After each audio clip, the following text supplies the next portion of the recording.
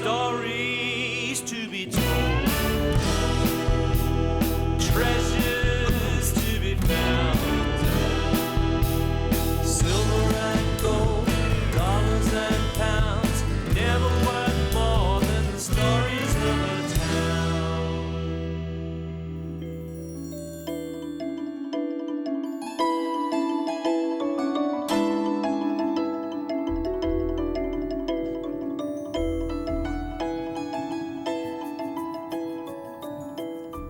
Bothwell lies north of Hobart.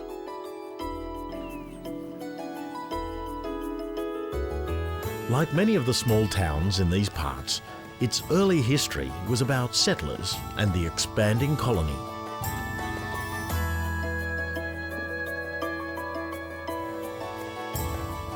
One of the earliest land grants was in 1822 to a Scotsman by the name of Alexander Reid. He named it Ratho, after his old farm near Edinburgh.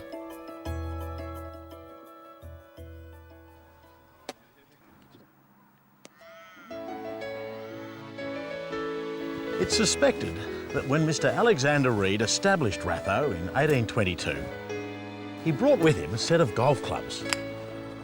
What we do know for certain is that when he went back to Scotland in 1837, he returned to Ratho 2 years later with enough golfing paraphernalia for all his friends and neighbours.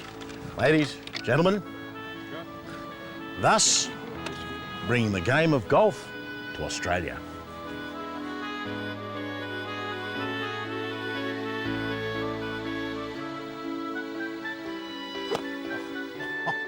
He's done that before. Well done, Peter.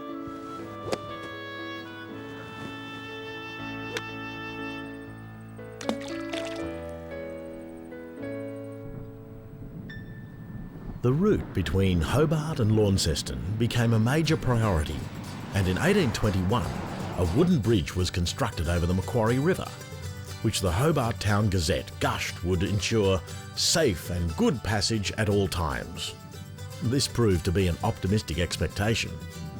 It was decided that a more permanent crossing was needed, and in 1831 construction began. Colbeck and Herbert were the two convict stonemasons conscripted for the job. 5 years later, the bridge was completed, including 180 individual carvings on the stone arches.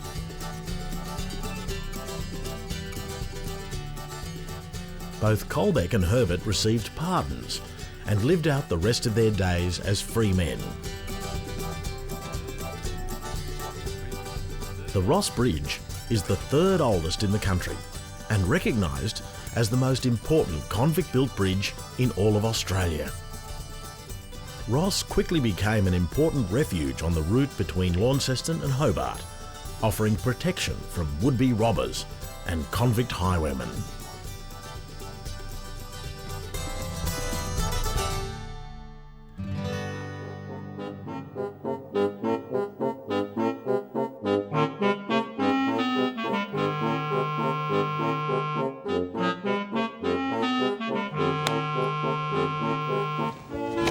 Whoa, under it. It's magic. It's the oldest course in Australia and still retains much of its rustic charm. Given that it forms part of a working sheep station, the sheep are responsible for keeping the fairways nice and even. Oh, and well fertilised.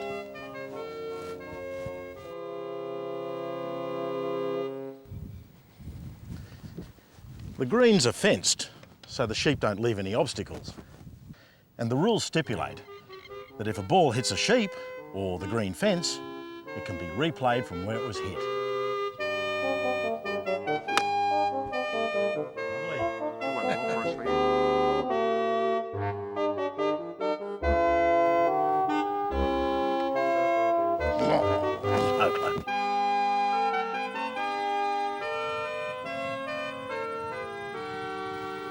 The original Scottish migrants found the central part of Tasmania attractive because it was high and it was hilly and there were mountains to be seen, and it made them feel like they were in Scotland and it looked like Scotland. The climate was good, It was crisp and cool, but warmer than Scotland. They brought cattle and sheep with them, and in particular to Denniston, the Aberdeen Angus cattle arrived. They arrived as black Fifeshires.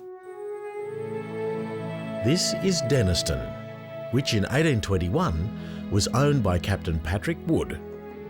He thought the Tasmanian climate might suit the Scottish black cattle, and so with the help of a government grant, he imported the first herd. And now, well, Angus cattle can be found throughout Australia.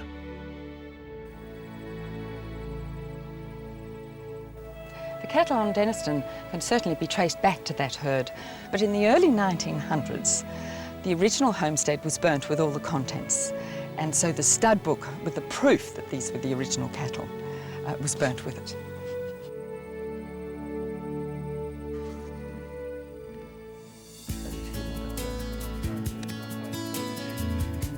Did you really? Good on your Faye. Doing well.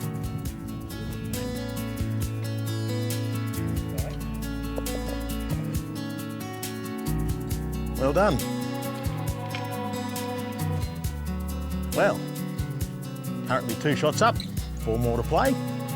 I'm getting used to these local rules. Of course, it's actually quite sympathetic for an old hack like me.